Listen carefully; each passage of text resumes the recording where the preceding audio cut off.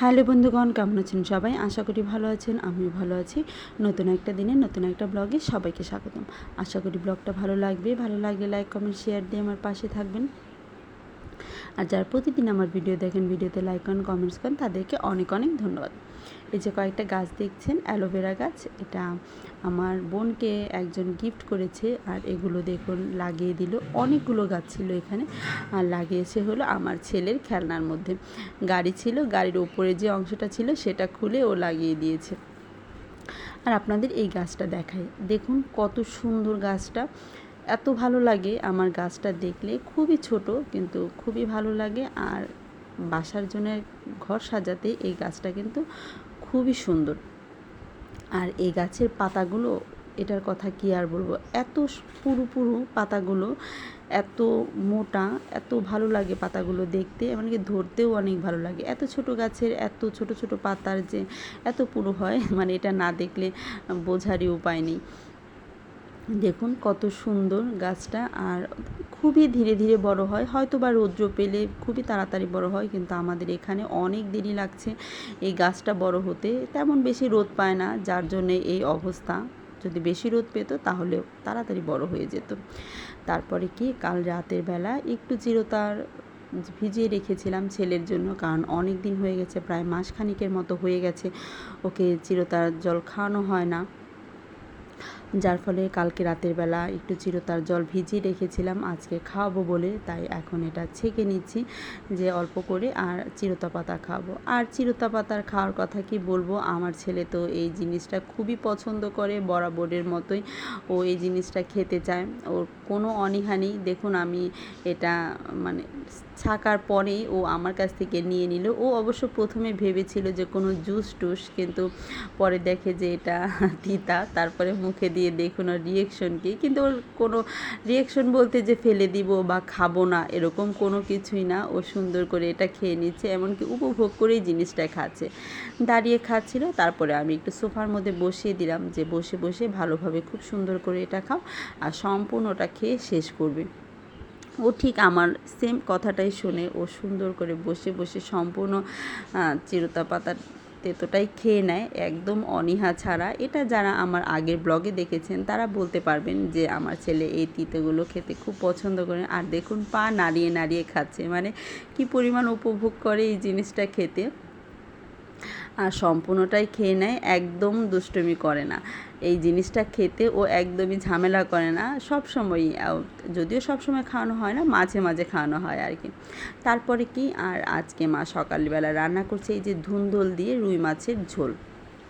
রান্নাটা হয়ে গেছে, এটা মেথি সম্বার দিয়ে, তারপর সব ধরনের মশলা দিয়ে মা রান্না করে একদম পাতলা একটা ঝোল রান্না করছে। এই ছিল সকালের খাবার দাবার। শুধু কি আর তরকারি রান্না করবে? এক তরকারি, এতটুকু তরকারি দিয়ে তো খাবার হবে না। তার জন্য এখানে করে নেবে হলো একটু আলু ভাজি। এই আলু ভাজিটা না আমার খুবই পছন্দ, খুবই ভালো লাগে। আলু ভাজি বলতেই আমার ভালো লাগে, কিন্তু এই আলু ভাজিটা আমার বেশি ভালো লাগে। এই যে কালিজিরা ফোড়ন দিয়ে আমি আলুগুলো দিয়ে দিয়েছি, আর আলুগুলো আমি আগে সেদ্ধ করে নিয়েছি। সেদ্ধ করে নিলে এই রকম ভাজাটা হবে না, তাই সেদ্ধ করে নিতেই হবে মাস্ট। সেদ্ধ করে নিয়ে হাত দিয়ে এটা ভেঙে দিয়েছি, কয়েকটা বড়, কয়েকটা ছোট, কয়েকটা গুঁড়ো গুঁড়ো হয়ে গেছে। এখন এটার মধ্যে কাঁচা মরিচ, সাথে হলুদ আর লবণ দিয়ে এটাকে একদম মচমচা করে ভেজে নেব, একদম লো আঁচে। একদম, কারণ লো আঁচে না দিলে হয় কি, এগুলো মানে পুড়ে যাওয়ার সম্ভাবনা থাকে, খেতে ভালো লাগে না। তাই একদম লো আঁচে অনেকক্ষণ ভরে এটার মধ্যে ভেজে নিতে হবে।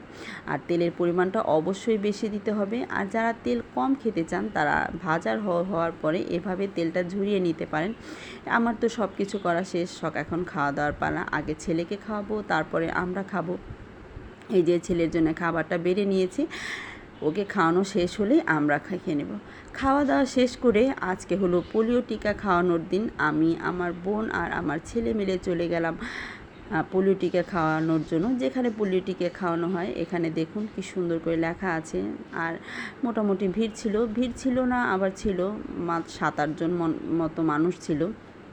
আমরা সকাল সকাল চলে আসার কারণে ভিড় হয়তো একটু কম ছিল, কারণ পরবর্তীতে যখন শুনি তখন বলছিল যে দিন গড়া ছিল আর অনেক পরিমাণ ভিড় হচ্ছিল। আর আমার ছেলে এটা তো খাওয়ার জন্য খুব এক্সাইটেড, ওই জিনিসটা খুব পছন্দ করে।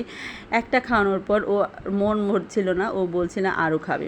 এই যে দেখুন, ওরা খুব যত্ন সহকারে খুবই ভালো করে ওরা সবাইকে এভাবে পোলিও টিকা খাওয়ানো দাওয়ানো শেষ। এখন আমরা চলে যাচ্ছি বাসায়, আমাদের কাজ শেষ হয়ে গেছে, বাসার দিকে চলে যাচ্ছি। আর যাওয়ার সময় এই জিনিসটা দেখলাম আর দেখে এত ভালো লাগছিল, আর সবচেয়ে বড় কথা লোভও হচ্ছিল, ইচ্ছে করছিল সবগুলো গাছ যেন যদি আমি বাসায় নিয়ে যেতে পারতাম তাহলে বেশি ভালো লাগতো।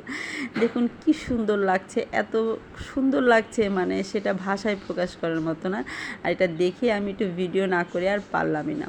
বিকেলের দিকে গিয়েছিলাম একটু বাজারে, এই যে দেখুন এখানে ডিম এনেছি, আর সন্ধ্যার খাওয়ার জন্য আমরা এখানে পেঁয়াজও এনেছি, কিছু হালকা পাতলা বাজার করেছি আর কি। মাংস এনেছি, এখানে পাবদা মাছ, মাংসটা শেষ হয়ে গেছে, পাবদা মাছটাও মানে মাছগুলো শেষ হয়ে গেছে। এখানে চন্দনা ইলিশ আনা হয়েছে, তারপরে হয়েছে হলো তেলাপিয়া মাছ।